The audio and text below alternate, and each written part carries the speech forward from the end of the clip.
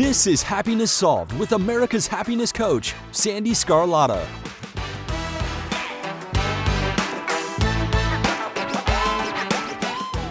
Hello, everyone, and welcome to today's episode.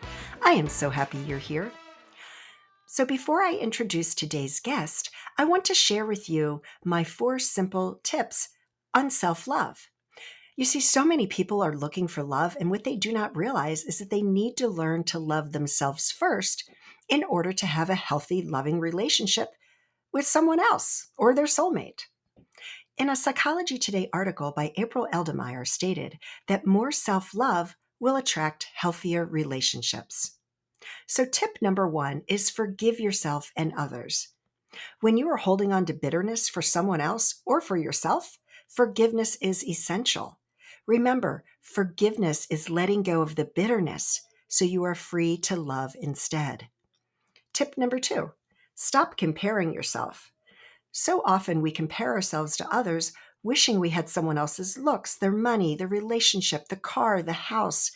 But when you compare yourself to someone else, all you're doing is reinforcing that you're not good enough, and you are good enough. Tip number 3, stop criticizing yourself. That critical voice in your head is sabotaging any chance to love yourself and to love someone else. Instead, talk to yourself like you are talking to a child that is upset, being gentle and compassionate. And lastly, tip number 4, accept yourself. You need to work on accepting yourself exactly the way you are. Understand and know that you are perfect. So if you'd like to learn more about me, you can visit my website at www.sandyscarlatta.com. So thank you so much for listening today, and I hope you enjoy this episode.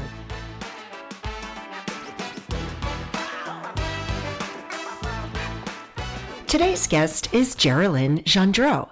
Geralyn shares her incredible story of how she just had this awakening and brought her to where she is today. She helps authors publish their books, and she also does what she calls blind spot coaching. I hope you enjoy the episode.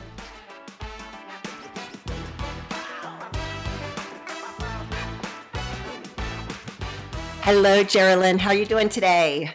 I'm wonderful, Sandy. Thank you so much for joining me, and thank you for your flexibility because I know I had to put this off, and I so appreciate that. So thank you. I think flexibility is one of the things we all need more of. Well, when you schedule them a few months out and then, life happens and it's, Yeah. All right. So I was reading your, a little bit about you on your website, and you have a very interesting sort of life happens moment, like in a big way. So let's just jump into your story because I really think there's so much value in it and so many lessons that people can learn from what you went through. Sure. So let's just start with your story. Oh, so I'm assuming you mean my near-death experience and yes, all that. That one. Yes, and it's interesting because it really does connect directly. It was the beginning of what led me to Jean Leadoff and then to writing her biography, because her work answered the big question that experience left me with. So it was 1987. Now I'm dating myself. At the time, I was working on Fisherman's Wharf in San Francisco as a bartender and studying martial arts. So I had been involved in martial arts for about 3 years and was preparing to take my black belt test. And I decided to go on a vision quest. So I went north of San Francisco. I lived in the city at that point and had these romantic notions about Marin County. And I drove up to Point Reyes National Seashore. And my friend and I hiked, it's a 5-mile hike out to Arch Rock. And then we went north probably another quarter of a mile to Kellam Beach. And we spent the afternoon there. I did a lot of katas, a lot of yoga, a lot of meditation, a lot of sweating. It was a nice warm spring day. And when I didn't have any visions, which was rather disappointing. So we were going to do the 5 mile hike back, and I thought, okay, I'm just going to run in and cool off, because back in those days, you might remember, I don't know if you're my age or not, but we used to use Bain de Soleil, which was like this orange Oh yeah, Vaseline yeah. colored stuff. I'm So right around the same age as you. it was before everybody knew about SPF and all that. So I was slathered with this grease. So I thought, well, I'll just run into the ocean and rinse off a bit. Now, I had grown up in Southern California, had body surfed since I was a little tiny thing. There's photos of my dad bouncing me around on the waves in June Lake. And so I was very familiar with, running into the surf and diving into a wave. What I didn't know, because I was relatively new to Northern California, was that the coast is very different. In Southern Cal, there's the Santa Barbara Channel, there's the islands out there. In Northern California, it's wide open ocean. And so the drop off of the continental shelf is very sudden and radical, and the way the waves come in is completely different. So I run into the waves. I see this huge wave coming out. It probably was a rogue wave at that point, ginormous wave. I'm like, uh-oh, where's the curl? I'm going to dive through the curl and get beyond the wave. Well, there was no curl. There was just a crash. And in a split second, I had a choice to go feet first or head first. I went head first, slammed into the wave. My chin went into my chest, and I crushed C3 and fractured C2 and C4. Oh my gosh. Yeah, it makes a sound that you do not imagine you're going to survive. So my very first thought was, so that's how it ends. I think everybody, no matter your age, wonders how you're going to die. And it just seemed that was it for me. So then I went through some of the usual you've heard of near-death encounter experiences. The thing I remember most clearly, there's two things. One was that right after it happened, and I believed I was going to die, I went through this expansion of my awareness, like bigger, bigger, bigger. And with each expansion, I would scream in my head, "Oh, I get it. Oh, I get it." It was like bigger and bigger understanding of all the questions that had troubled me through. I was in a existential crisis since the time I was 13, it's like, So weren't we all at that age? I know. So all these questions got answered. And then there was this expansion just into everything and the beauty of existence and being kind of one with God. That's the best way to phrase it, although it wasn't anything I'd ever imagined before. So then there was this life review kind of situation, and I experienced that as it was kind of like a gestalt of the whole of my life just flashed forward all at once, and there I am experiencing the impact I had had on other people, mostly the negative impact. And it was like I was in their bodies experiencing what it had been like to encounter whatever I had done, positive or negative, but it was the negative ones that really stood out. And then I absolutely, completely relived the moment when I caused another human being the most pain, and that was my mom when I was 16, and went through that "I hate you" stage. She wouldn't let me go to the JV basketball game, and I had a crush on the forward, and I was so mad at her that I stood at the top of the stairs and just screamed, "I hate you." Oh my gosh. Expletives. How did that really feel? Like feeling It was, that feeling? there's no way to describe it. It's like a shock. I think this is what karma really is. I don't think karma is something that happens in this lifetime. It might, but the real karma is feeling that impact as though it's you, like you're that person. So what that did for me, and my father had died just the year before, and in that moment, I'm in her body, and there's also no time and space, it's because in that dimension, time doesn't exist, so it's all happening all at once. So I knew what it would be like to be in her body and get the news that afternoon that I had died, and I knew that it would destroy her. After she was still grieving the loss of my father. So in that moment, I said, "Shit, I can't die now," And with that, I was like, broke the surface, took a breath, probably went back down, tumbled a while, started screaming until my friend on the beach, who fortunately had lifeguard training, was able to realize that there was something going on, and she came out and rescued me. So At that point, she dragged me onto the beach. I had another sequence of very bizarre experiences. The one that I think was most powerful or most significant, and I consider a divine intervention, was that when she realized I was paralyzed, she stood up and stood behind me, and I'm still in this altered state. I've like seen God, confronted death, felt myself as one with everything. And she starts screaming at me, crawl, Gigi, crawl, at the top of her lungs. And my body understood that. And I started to I kind of went through evolution. I started with the creeping. In fact, I had a vision. This was the most profound vision. I had this moment of experiencing myself as the first amphibian that ever crawled out from the ocean, Oh, and wow. kind of going through evolution in my spinal cord. It was as if my spinal cord kind of furled up like a nautilus shell, and I saw the path of evolution. And I believe that's why I'm not in a wheelchair right now.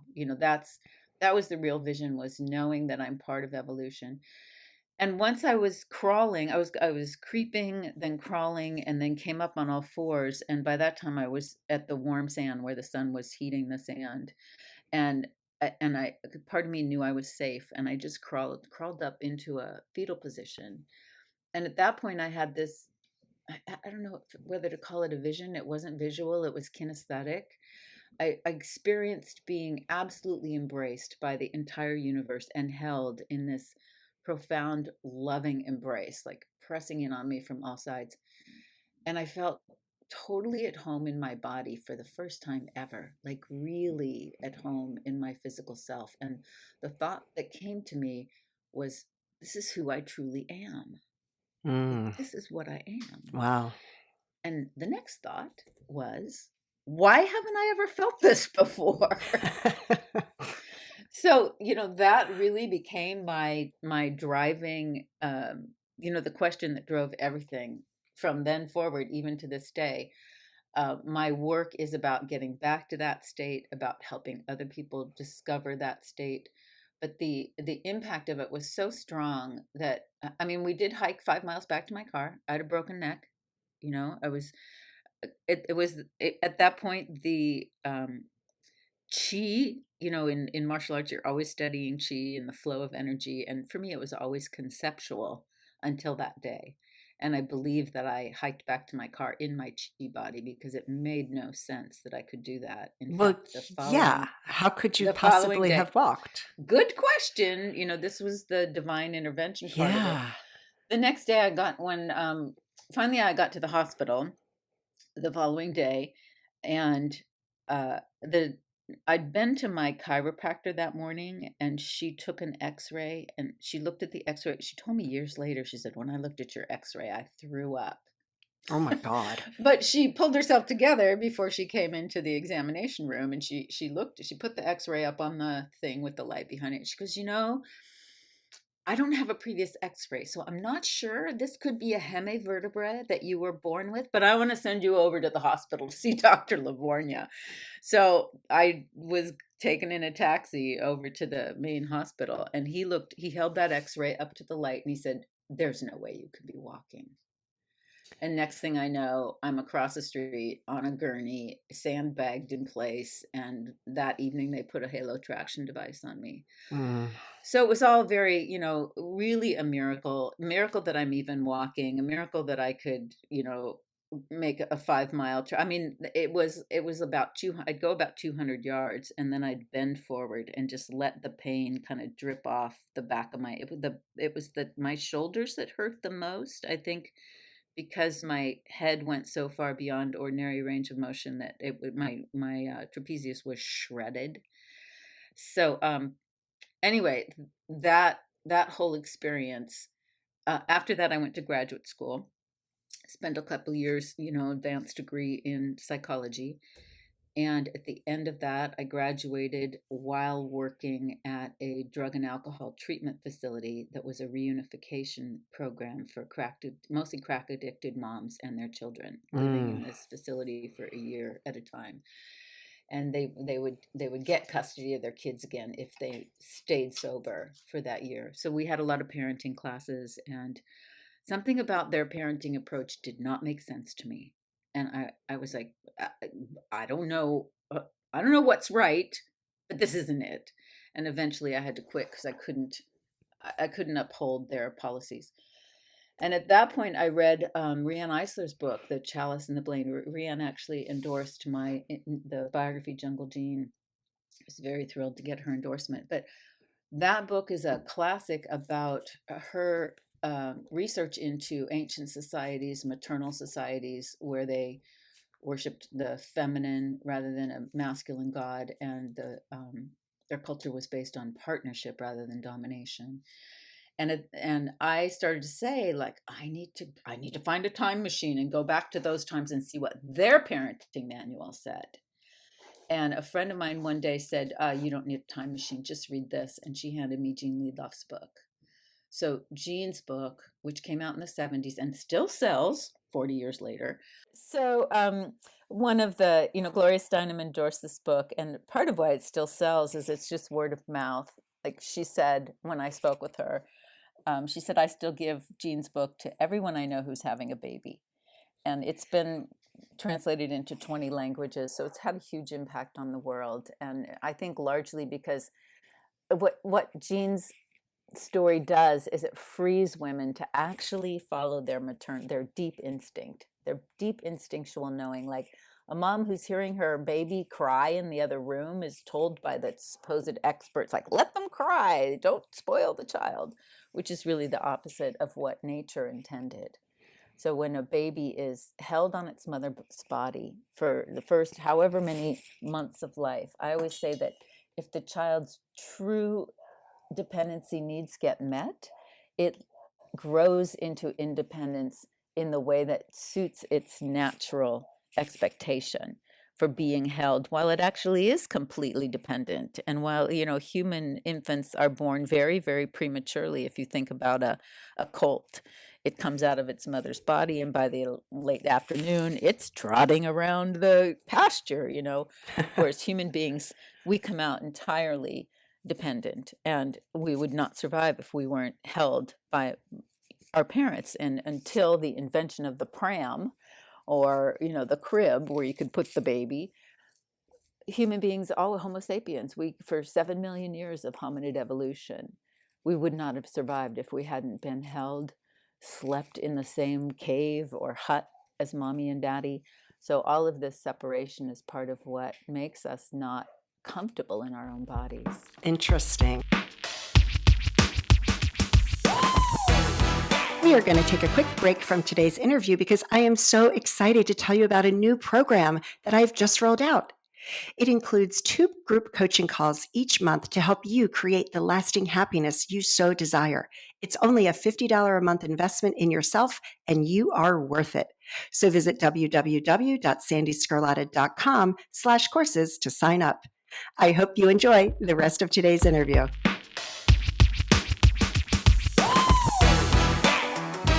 I'm actually really happy to hear you say that because my son slept in our bed for many years. And so many people shamed me for that. Yep. And it's very common. And I was like, you know what? My son is the most compassionate, caring, loving.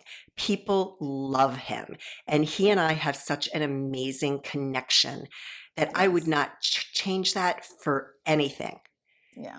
Because I knew someday he's not going to want to sleep in bed with mommy. Yeah, they crawl out on their own. They're like, I'm done with this. Because they got their dependency needs met, they can become independent in the natural way that evolution designed them to do that. So I'm like so happy. Thank you for validating me finally. Yes! He's 21 now.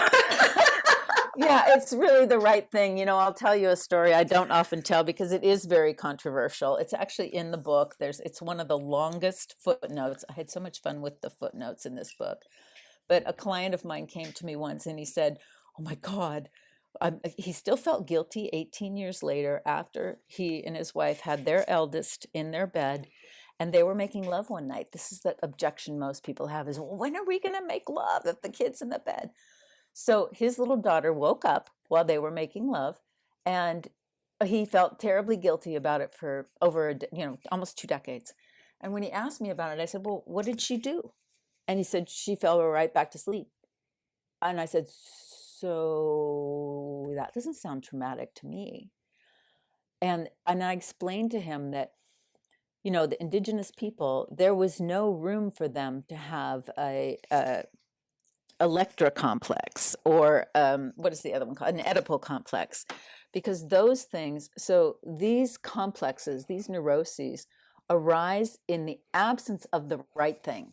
So human nature, the human organism adapts to its experience. That's why Jean would say that these are the conditions for optimal development. I mean, we develop, but it's suboptimal. I mean, obviously an Oedipal Electra complex where the child is confused and gets a crush on mommy or daddy. That's in the absence of the right information. If we were evolving, imagine being in a cave, mommy and daddy are making love somewhere. And the child, like very in an unconscious way, it's like they get a passive education on what is that's mommy's partner, that's daddy's lover.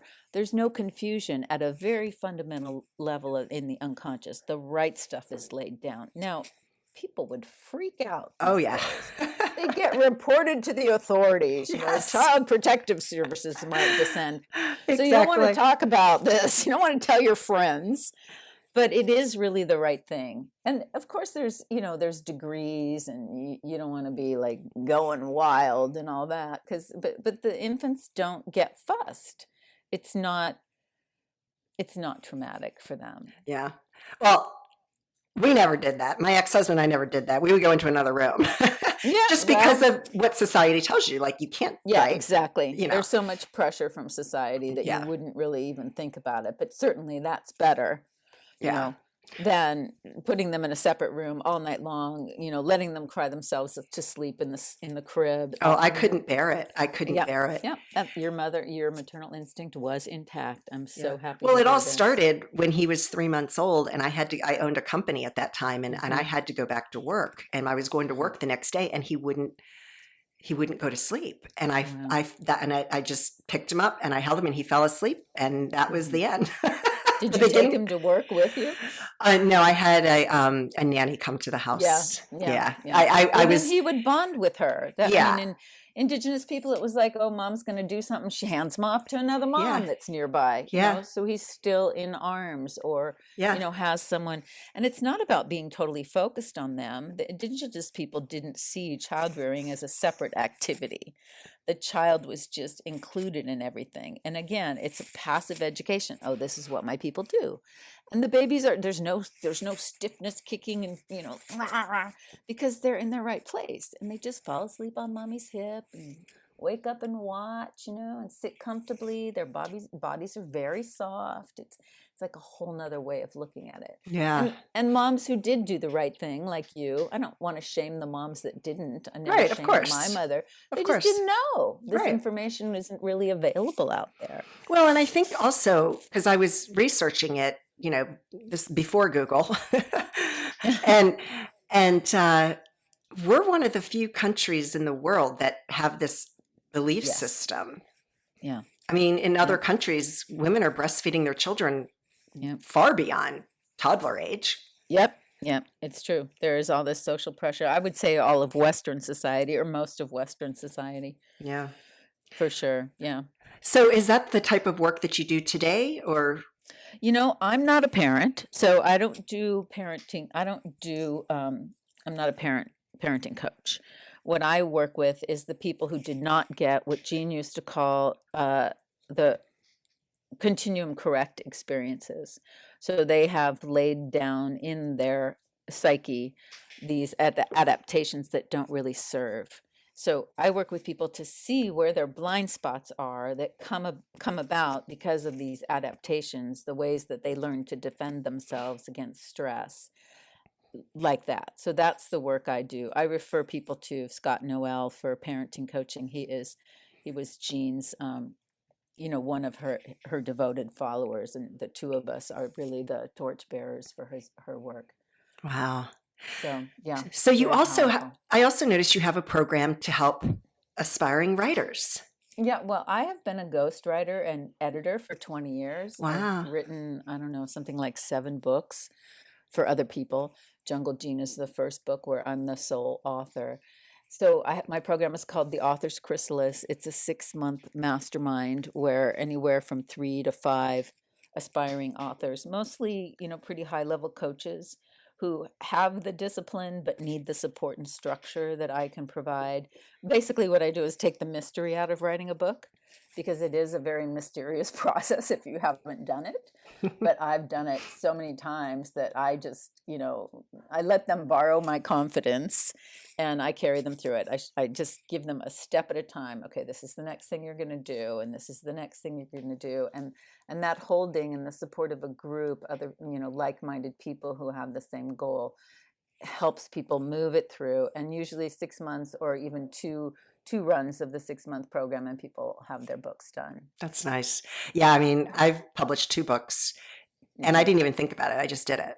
Because I'm the type of person, though, when I have a goal, I'm overly confident, sometimes to a fault. I can do anything. And, I love that.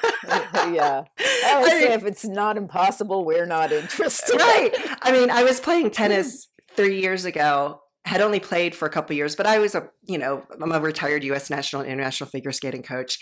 Oh my God. And I'm like, 52 years old, competing, thinking I'm going to be going to Wimbledon next year, right? Like, of course, I knew that wasn't possible, but I overtrained so much that I haven't been able to play for 3 years because I've been injured, and it's all good. But yeah, I mean, that having that support system is huge because it is a very daunting experience. And I know my first book was a novel. My second book is a self-improvement / mini memoir. And it was the scariest thing I'd ever done is to be that vulnerable and put myself out there. So that's really amazing. Yeah. Wow. Well, congratulations for doing it on your own. That's huge. Well, it's kind of it's just like I said, I set a goal and I just do it. Yeah. Well, yeah, this was so many. I mean, your story. Thank you for sharing that. Your near-death experience. I have to admit, I haven't interviewed anybody that's gone through that, and I'm very, very fascinated with that topic in general. So that's really incredible. Is there anything else you'd like to share with the audience today? Well, the one thing is that I have 2 websites, GeralynGendreau.com, which you can also get to with just my first name, Geralyn.us. The other thing I'd invite people to do is go to junglegene.com, and then you can get I recorded the chapter 1. So I call it a mini audiobook. And by signing up for my email list, they will get that free audio in their inbox straight away, and it's beautifully produced. It's a good introduction to the book, and of course, buy the book. It's available in all formats. Now, how do you spell Jean? Jean. Okay, well, that's what I wrote down, but I wanted to just confirm that. Junglegene.com. Yeah, it's a beautiful website. Love it. Oh, Geralyn, this has been such a great conversation. Sorry we had some technical difficulties. We will get that all worked out. Yeah. Life happens. And thank you. Tech happens, right? It's never perfect. So thank you so much for joining me today, and I wish you all the best. Yeah, ditto. Thank you.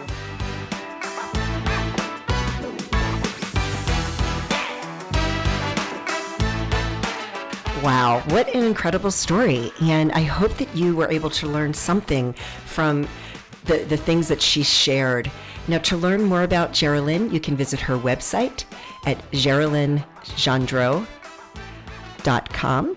And that is spelled GeralynGendreau. And don't worry, it will be in the show notes. So thank you for joining me today. If you'd like to learn more about me, visit my website at sandyscarlotta.com. My book, Happiness Solved, Climbing 100 Steps, can be found on Amazon and Barnes & Noble. And as always, I hope that you and your family stay safe and healthy, and that your lives are filled with peace, joy, and happiness. Take care, everyone.